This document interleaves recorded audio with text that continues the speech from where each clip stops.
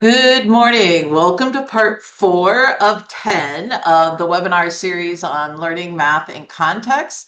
My name is Sara Werf. I'm the MDE Academic Standards Math Specialist, and we're excited that Minnesota math leaders can be joining us this morning. Everything that I'm going to be sharing is found at the same link in this series.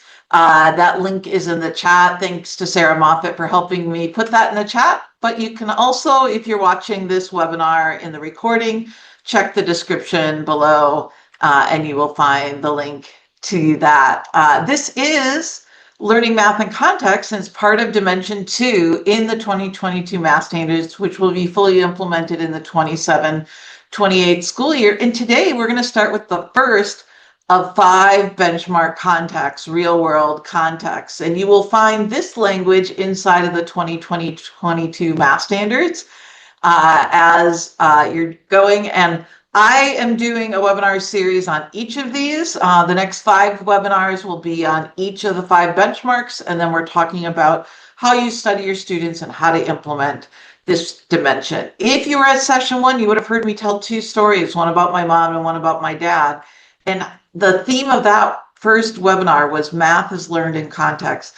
Because of my experiences with my parents, I learned math in context. In that webinar, I shared 6 reasons why Minnesota math students should learn math in context. You can go back and watch that half-hour webinar. In session 2, I told you another 2 stories, one about my dad and one about a family place that is in Norway and the sheep that are there. And in that webinar, I talked about that context and story matter in the learning of math. And we talked about how context is also connected to the other representations of mathematics.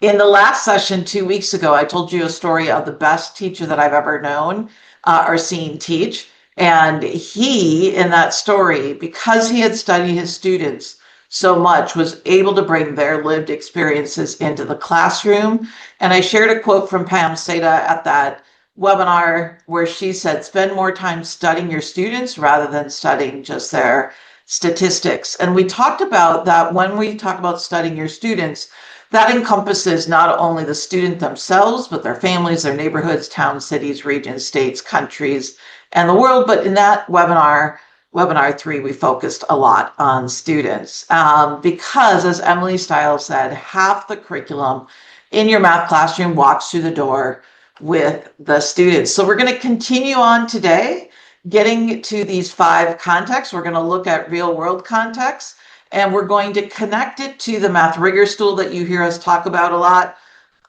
because the big planning question in this webinar series is what authentic opportunities exist for application of this standard or benchmark that you're wanting to teach to real world problems, contexts, and stories of your students. So let's get started. Real world context.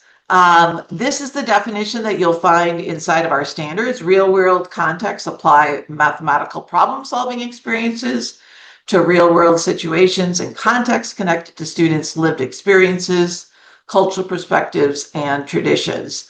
You will notice next to every benchmark symbols, and the sun symbol, if it's there, represents real world context.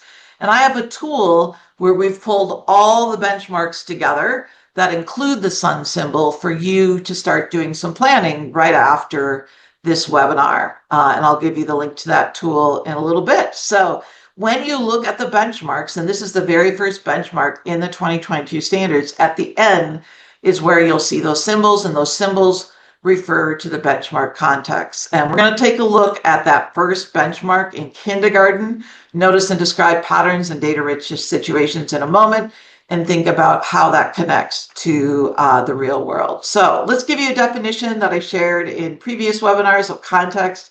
It refers to situating mathematical ideas in everyday, real world, or imaginary or geometric situations. So we want to be careful when we think about real world situations that we don't think about what Dan Meyer liked to refer to. And by the way, I've linked to all these things I'm talking about. Dan Meyer has some videos and blogs on fake math, and that there's these situations that we create. Someone was telling me a story yesterday about recipes that had 1/10 of a cup. I've baked all my life, and I don't think I've ever baked where there's been a tenth of a cup of something. And so as we're thinking about these situations, they can be imaginary, and maybe not every student has done these things, but we also want them to be something that would be realistic if they do have a place in the world. So this is a problem that I shared in previous webinars. And maybe your students have never been on a bicycle, but maybe there's some type of other vehicle that you could tweak this context that would be closer to the way that they think about how they live their life. So in our 2022 standards, I went and counted up how many benchmarks at every grade level had the sun symbol in them. And at kindergarten, there are 12 benchmarks that include real life context that you could teach that benchmark through. And you can see all the way through high school when there's 38. By the way, high school includes 3 years of mathematics. So it's not that they have the most. In fact, 8th grade proportionally would have the most of any of them. And so let's take a look at that very first benchmark, real world context. What would it mean to notice and describe patterns in data-rich situations? Well, these are my students. Obviously, they're not kindergarten. I didn't teach kindergarten. But when we're teaching in real life context, it allows us to position our students as knowers and doers of math, because half the curriculum walks in the door with the students. So let's look at kindergartners. Here's some kindergartners. If you were to ask them, they're already a data-rich situation.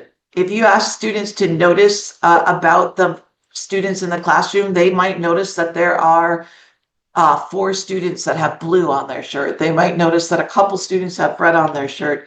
And they might notice that some of the students in their room have buttons on their shirt. And so we have data about buttons, and maybe you bring in buttons and you say, what kind of information could we learn about buttons? And you could think about this through the lens of a mathematical routine, counting collections, or a sorting activity. And you could collect data, and you could take buttons and you could sort them in ways that make sense to students. Maybe they sort them by color, maybe they sort them by size or shape.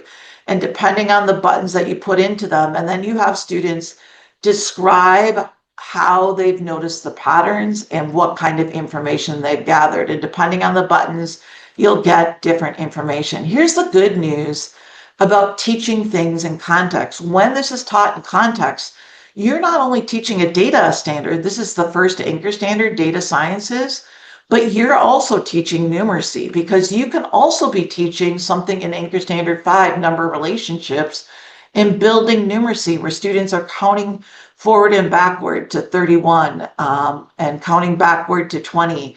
You might be looking at something in anchor standard 6, relational thinking.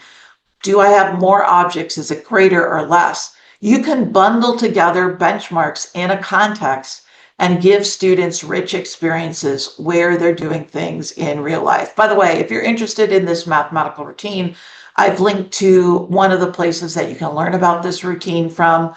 And context in this webinar, I'm going to be talking about situating mathematical ideas, the benchmarks and standards we're teaching in everyday real world situations. So let's talk about 6 situations. Each of them have a little point that goes along with them.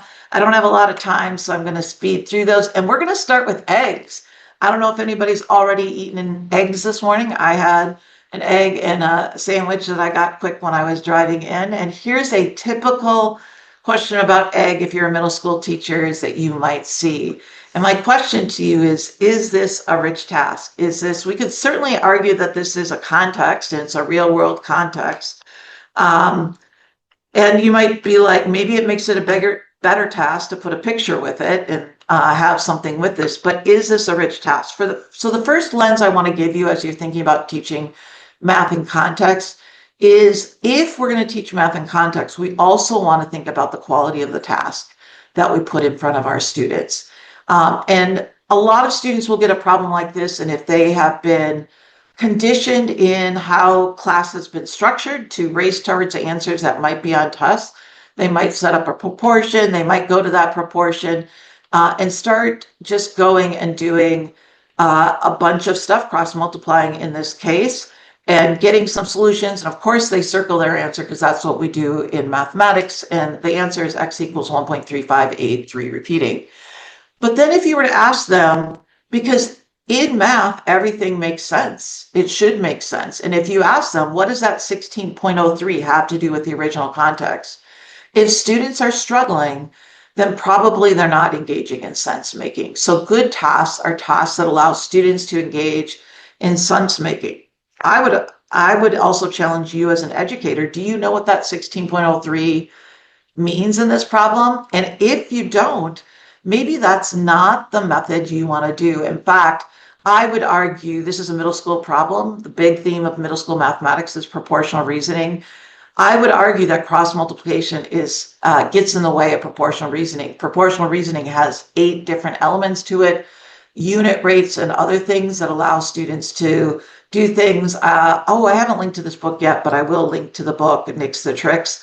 And when we're thinking about teaching math in context in the story and the application, we want to balance that with an equal intensity on doing things in context to build conceptual understanding, and obviously to also build procedural skills and fluency. So how do students learn math? We want them to have experience first in context and stories.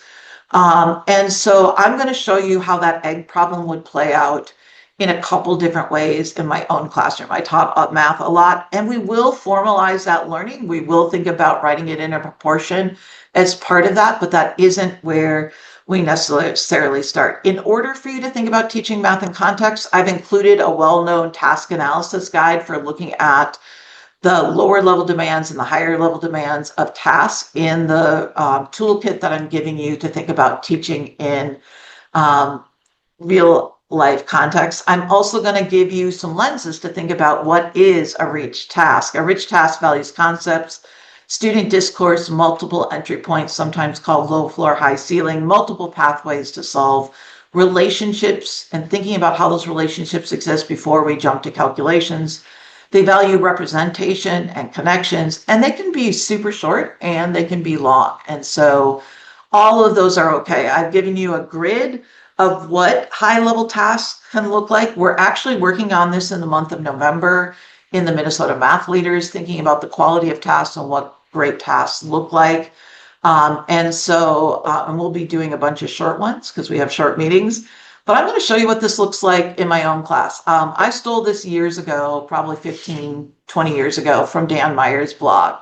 And I've linked to his blog on this. He has a blog called Partial Products. And I put this in front of my students, and you can use this a variety of ways. One way that I would use it with my students is I would get them in a partners doing a stand-in talk and ask them, what questions could we ask about this picture? And they would ask all kinds of questions. Why are there lottery tickets? What's with the calculator?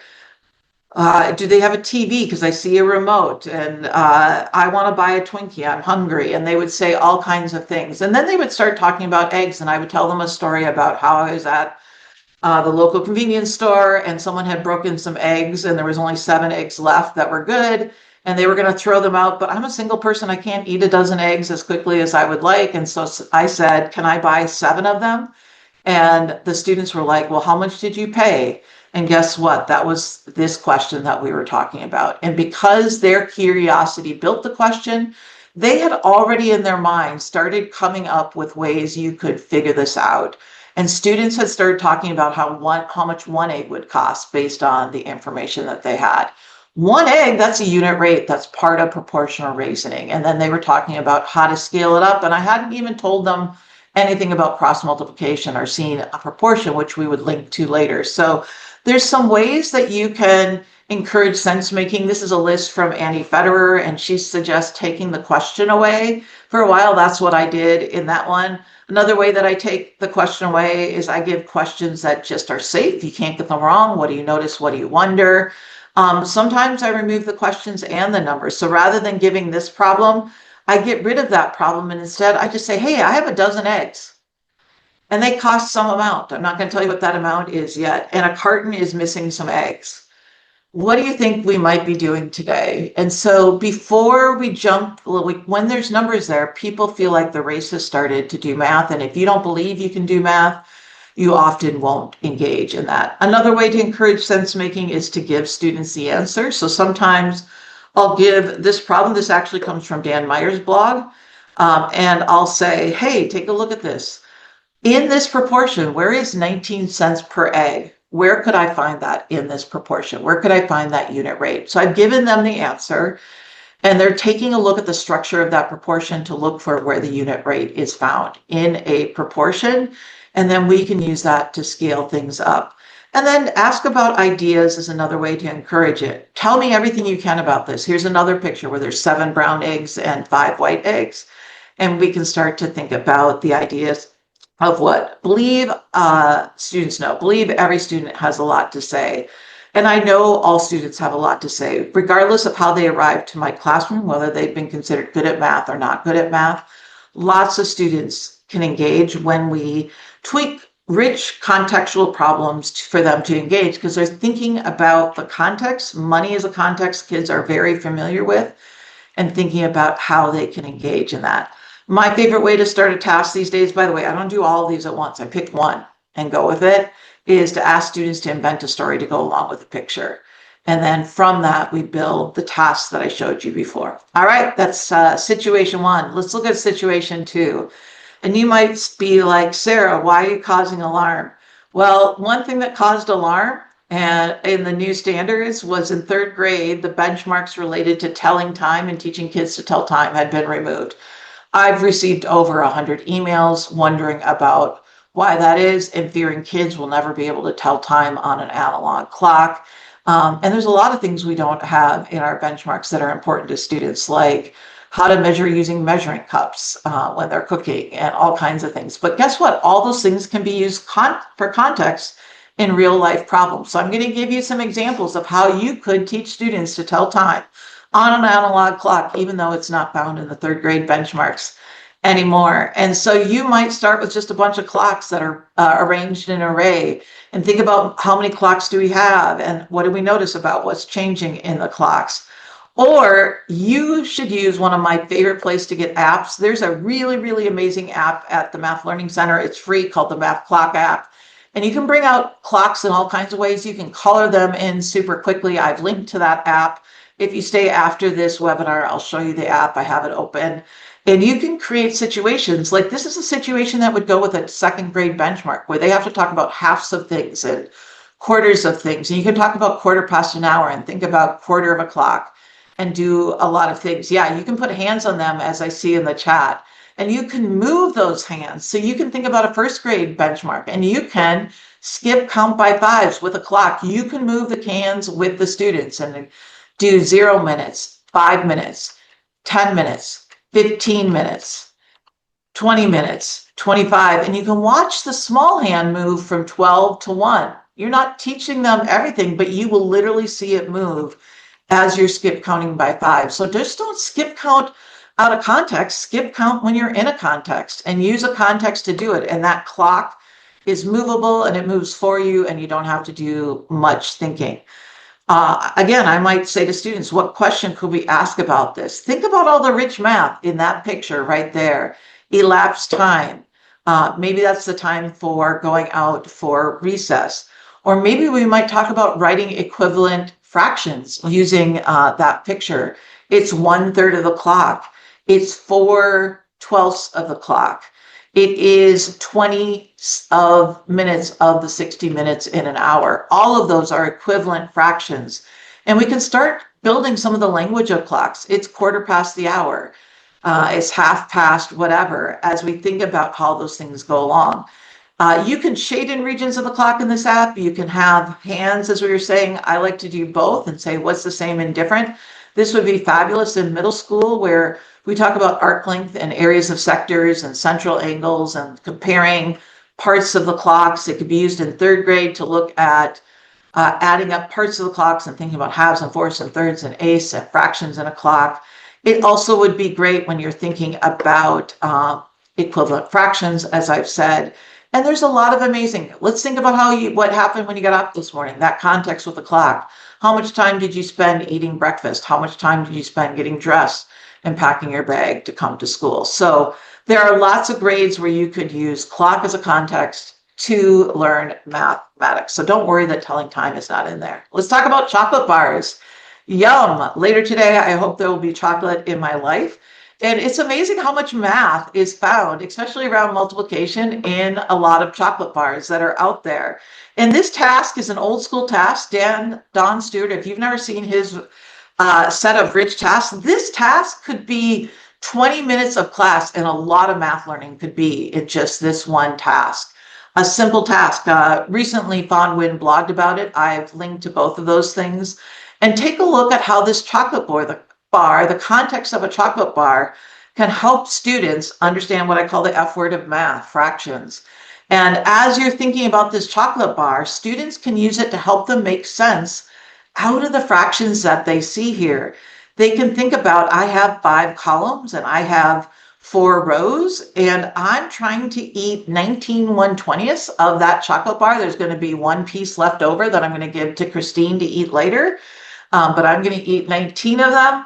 And so they start to see a relationship between the context that there are 5 columns and that 5 that they see in the fractions there, and there are 4 rows. And you're not telling them all this, you're just giving them the context for them to explore and see a relationship between these things and help them understand, so that when they're thinking about this, they might think, well, there's 15 pieces of the 19 that I need. That's 3 whole rows. So I have 3 of the 4 rows in there, and I need a column, 4 more pieces, except there's an overlap there. So then we can just rearrange those and bring those over there. And I have 4/20ths, or 1/5 of that chocolate bar.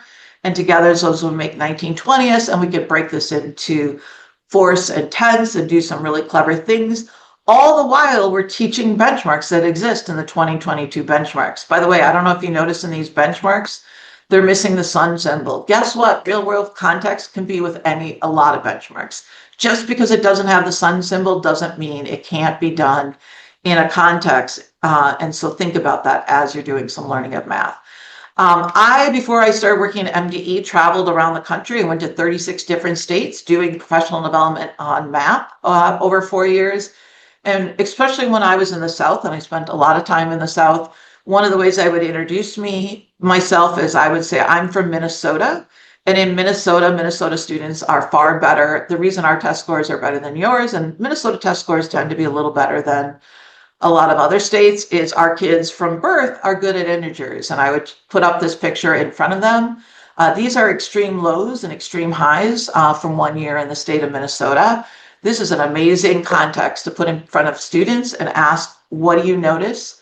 What questions could we ask? Because from birth, when they wake up in the morning in the middle of winter and it's -5 degrees out, when they wake up in the morning and later in the day it's up to 20 degrees, you will hear even young students, before they've gotten to 6th and 7th grade and learned what an integer is, they will say comments like, it's 25 degrees warmer than it was this morning.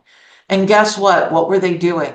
They were subtracting negative numbers. Everybody freaks out. Like, how do you subtract negative numbers? The best way to teach arithmetic with integers is to do it in context. And if you want to talk about the lived experience of Minnesota students, the lived experiences is we have had generations of people talking about negative numbers. So use the things that they have in their life to talk about the things. You could start talking about this in early elementary. And by the time they get to 6th and 7th grade, where we introduce the symbols, they will have already been ready for these things. You'll even notice in the 6th grade benchmark, it says use temperature above and below 0 as one of the contexts to do the learning of math. Let's talk donuts.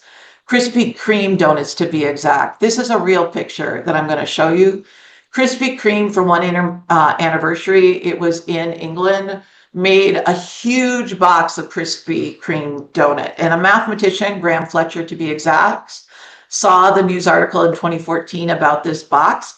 And he's well known at elementary, and he was building 3-act tasks. And I've linked to all of his 3-act tasks related to teaching all kinds of topics, but in this case, multiplication. When kids see an abstract problem like 32 times 25, and you ask them to quickly calculate that, when it's not in a context, they're going to struggle. And there are lots of benchmarks where the task I'm going to show you would come into play. Again, if there's not a sun symbol there, you can teach lots of things in a real world context. Here's more. In order for students to do this, they need to be comfortable in fourth grade with decomposing numbers into factors. They need to be connecting this to the distributive property in fourth grade. And so how could you do that? I'm going to argue that this Krispy Kreme task and donuts and the arrangement of donuts are going to help with multiplication, because conceptually, what's one of the things students need to know about multiplication is that multiplication is groups of things. In this case, I have 5 groups of 2, and I could take those objects and make 5 groups of 2, and I would have 10 blocks all together. And really, Krispy Kreme donuts, when you buy them at a store, are arranged in an array, an area model that we could use in math. So you could start with students, and this is Graham contacting the Krispy Kreme people and asking what size was that box so he could create a rich task around it. And they sent him back the information about the task. I'm not going to do the whole task, but he's got videos and pictures and everything to go along with it. I've linked to his task, but then from that task, you can start small and just talk about, what if we just had this many donuts? How many donuts is that? And students could start to make meaning of that array and start to think about the area of that shape, and then bring it to an abstract place. That area model is going to set up how we think about multiplying binomials when you get into the higher level math. And so you can say, what if I went to Krispy Kreme and I got chocolate donuts and plain donuts? You could start to decompose that 7 into 5 and 2 and distribute that 4 to 5 and to 2. 4 times 5 is 20, 4 times 2 is 8. And we're building on algebraic properties, which are going to strengthen their math in the future. Why is it important for students to multiply flexibly? Because it builds algebra skills of the future. It also helps them remember how to do things. They can decompose those numbers in lots of different ways, jelly donuts and plain donuts. And they can look at that in 4 different types of donuts that they would get and think about how to do that. Woo, that's the area model I use all the time when multiplying binomials in secondary. And you can break things down into 3 parts, not just 2 parts, and do things along the way. And then when you get to 25 by 32 donuts, you're not going to draw all these donuts, let's be honest, but you can imagine what that group of donuts could be like. And you can think about, what are ways that I can break the 25 and the 32 into parts so I can make meaning out of this. Kids love multiples of 10, and I could do 30 and 2 and 20 and 5 and multiply and use the distributive property to think about those. They love tens. They love breaking it down into skip counting numbers that they could think about in a variety of ways. So there's a lot of different ways you could count up the donuts in that big Krispy Kreme box and think about that as a context. And there's lots of benchmarks that they could bring to. And these are not even the benchmarks that lead to the algebra benchmarks that this will support later on in the progression of learning. So one more context. I just have a couple minutes. This last one is, you might be like, what's going on here? This is in LA. And I read this news article a long time ago. In fact, I didn't read the news article. I would have found it because I saw a TikTok about this. And you might be like, what the heck are they doing in LA Unified? Well, LA Unified is one of the places in the world where they're worried about their water access. Did you know 730 million people in the world don't have access to clean water? We forget about that in Minnesota, where we have a lot of clean water. And they have to protect the little water that they have. And so they put all these what are called shade balls into this. I have all kinds of hidden TikToks that you can download and use. They're not on TikTok anymore. I've downloaded them, and you can use them in the slides that I'm giving you. And ask students to say, what's a math question we could ask about shade balls? And there's so much mathematical information about them. Like, how many are there? There's 96 million at the LA reservoir. It covers 175 acres. Well, those 2 numbers alone, you could figure out a unit rate. How many shade balls per acre? How many shade balls per foot? Because you could Google how many square feet are in an acre. A lot of our students don't even know what an acre is. And most of the houses they'll buy in the future are going to be a quarter of an acre or some other form of that. They tell you about the shade balls. Think about middle school math, 7th grade, and the circles that exist there. They tell you what the diameter is and what are some math that you could do around that. They talk about evaporation loss. All of these things are the cycle of modeling in math. Thinking about a problem that's in a context, turning it into a mathematical problem, you get some mathematical results, and then you evaluate those results in the context. Do those results even make sense? Students formulate, employ their mathematics, they interpret the answers they get. when you get an answer in abstract math, you maybe go and check your answer, but you don't know and have a basis to interpret to see if it makes sense in that context. And then you evaluate, and sometimes you do that cycle over and over again. So what standards and benchmarks could we use? Well, I'm going to put it on you. Here's the toolkit that I'm giving you. I'm giving you all the real world things, and I'm giving you information about real world mathematics, and I'm giving you a one-page protocol that you and your schools could do planning. And you could say, what do we know about the individuals in our school? Well, they're drinking water every day. Every human being needs to drink water. Our town has a water tower. Aren't we lucky? That supplies a lot of water. But in places of our country, they lack water. There's drought there. And so they have reservoirs where they're doing that. In the world, there's 703 million people that don't have adequate water. That's like a lot of people, 1 in 11 in the world. And so then you can put that side by side with your 6th grade standards. Here's all those real world benchmarks on one page, and look for one that you're like, ooh, there's unit rate. I could do something about water and do this cycle with my students and do some learning of math in a context that I just happen to find interesting in myself. And I didn't know there was such a thing as shade balls that exist in the world. Be careful of your context and don't have silly ones. This was a math friend of mine, Nanette. She was posting about what her child was working on, and they were coloring 1/3 of all the pockets. And she's like, why the hell are they having them color pockets? And then she was really saying, what would you do to move learning forward with their students? So stop using fake math and thinking about context that actually makes sense for the math. If we let kids talk and be curious and ask questions, they will support us in writing the problems for us. Go back to my last webinar, hear the story about my friend, Mr. Smith. These are some of my favorite tasks that I start the year with. And so if you're like, I don't even know where to start, I've shared links for all those in the links that I shared. Hopefully you found some inspiration in the context that I shared with you. I could talk about context all day. In 2 weeks, my friend Sara Carter is going to join me. We're going to talk about computer science context, which is something that's new to a lot of people. I hope you will join us, but for now, all of the links are found in this document.